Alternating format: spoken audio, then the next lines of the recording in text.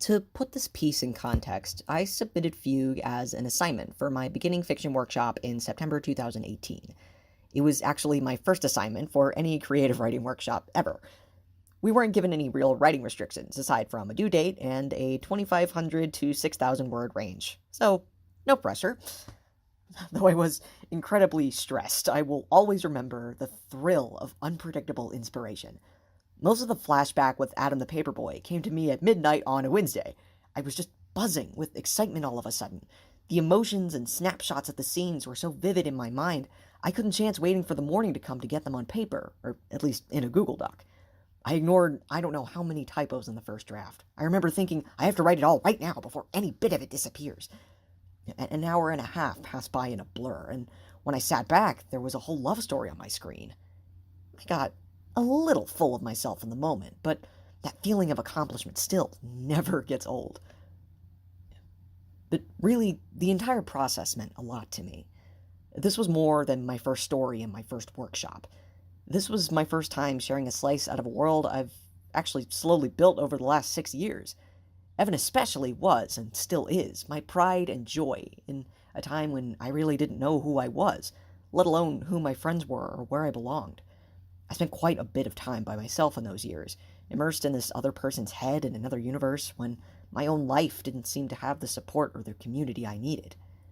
In a way, showing Fugue to my classmates was my way of saying I was ready to reconnect with the people in the world around me. Aside from the experience itself, one of my biggest takeaways from writing this piece was that you're probably not going to start your story in the right time, place, or person on your first try.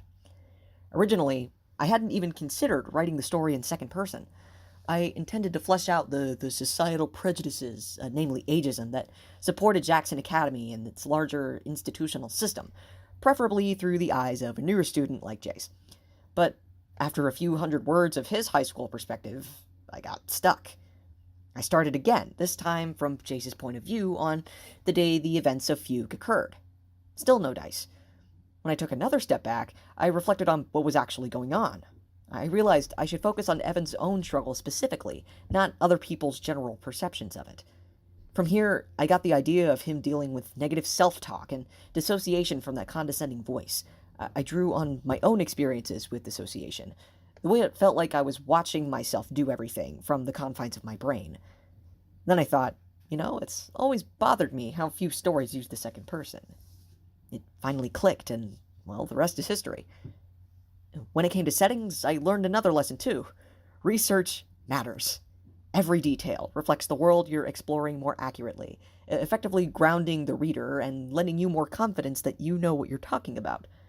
For example, I didn't know a ton about daily life in Missouri in May 1864, so I looked up what people wore, what major events they talked about, besides the Civil War, and a bit on how they spoke in general. Checking the historical origins of slang helped me a lot to fit everyone's diction in the moment.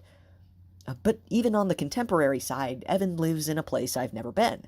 I googled some climate information on the area where I set Jackson, and I found a specific tree species he could describe that would thrive there. All of these bits of knowledge brought Evan's perspective to life, and after fact-checking my imagination, I wasn't distracted so much by making each setting convincing. I could dedicate more attention to Evan's thoughts and interactions in these environments, which ultimately helped me write a better plot to complement them. All things considered, I'm incredibly proud of this piece, and I'm so grateful for this opportunity to share it with other people. Thanks for reading.